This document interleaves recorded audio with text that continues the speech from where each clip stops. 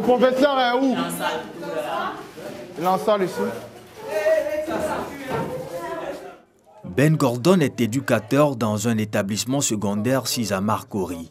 Entre la gestion des problèmes des élèves, la réception des parents et le suivi du programme académique, Ben a décidé de se lancer en août 2020 dans une autre activité, la livraison d'articles. J'ai pris des renseignements, je me suis acheté des motos, tout ça, j'ai constitué une équipe et puis on a commencé à travailler. Donc en même temps, je travaille ici et en même temps, je suis là-bas.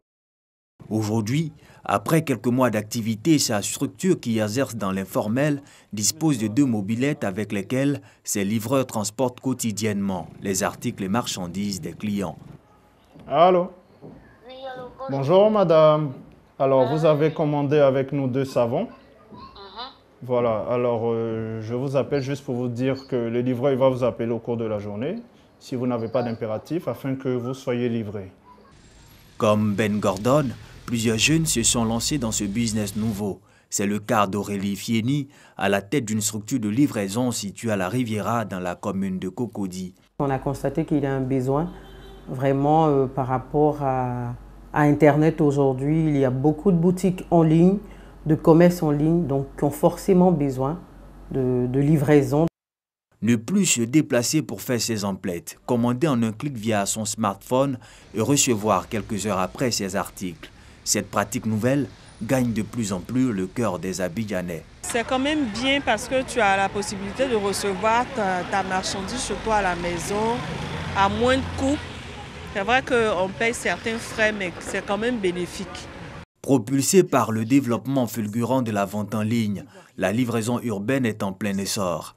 Un secteur porteur qui, depuis quelques jours, est au cœur des débats suite à la publication d'un communiqué du collectif des entrepreneurs de la livraison urbaine de Côte d'Ivoire. Chaque entreprise ou structure de livraison sera dans l'obligation de s'acquitter de taxes et d'une autorisation d'exercer d'un montant de 5 millions de francs CFA, valable pour une période de 10 ans. Pour Aurélie Fieni, si cette information est avérée, ça serait un coup dur pour sa jeune structure. Nous, jeunes entreprises, ça nous fait un petit choc parce que la somme demandée est un peu à la hausse. D'autres livreurs, par contre, saluent l'initiative, mais dénoncent toutefois la somme annoncée. Moi, personnellement, je pense que c'est bienvenu par rapport aux tarifs qu'ils nous ont demandé, qu'ils puissent le revoir afin que tout le monde puisse vraiment bénéficier du secteur. Face à la vague d'interprétation de ces nouvelles dispositions et les interrogations sur la légitimité de l'intervention de la RTCI dans ce secteur, la Direction générale de la dite structure publie un communiqué le mercredi 13 janvier. Elle y explique les fondements juridiques de ces mesures et rassure les acteurs. La RTCI tient à rassurer l'ensemble des acteurs du secteur postal et la population qu'elle exerce sa mission de régulation du secteur postal dans l'intérêt, bien compris, de toutes les parties prenantes et veille au bon équilibre du marché. À ses bureaux à Cocody, le président du collectif des entrepreneurs de la livraison urbaine de Côte d'Ivoire multiplie les rencontres et les séances de travail. Pour lui, l'intérêt du gouvernement pour le secteur est à saluer. Cependant, le montant est à revoir. Si l'État se saisit du secteur, nous disons que c'est pour notre bien. Seulement, le montant qui a été fixé de 5 millions date de 2018. Et si ce montant date de 2018, c'est-à-dire la réalité n'a pas été prise en compte. Richemont Hano en appelle à des négociations plus inclusives.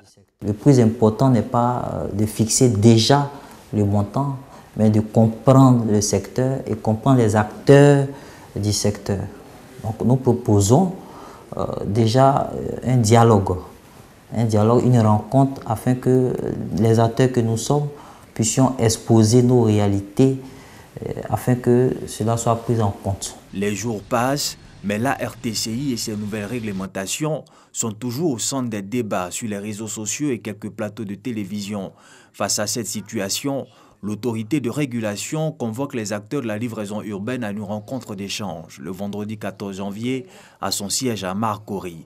À cette séance, contre toute attente, le directeur général fait savoir que les livreurs urbains ne sont pas concernés par la mesure. Les 5 millions prévus par le législateur ne vous concernent pas. Selon Bilé Diéméléou, le souhait de la RTCI est d'accompagner simplement les livreurs urbains en vue de leur permettre de profiter pleinement de leur activité.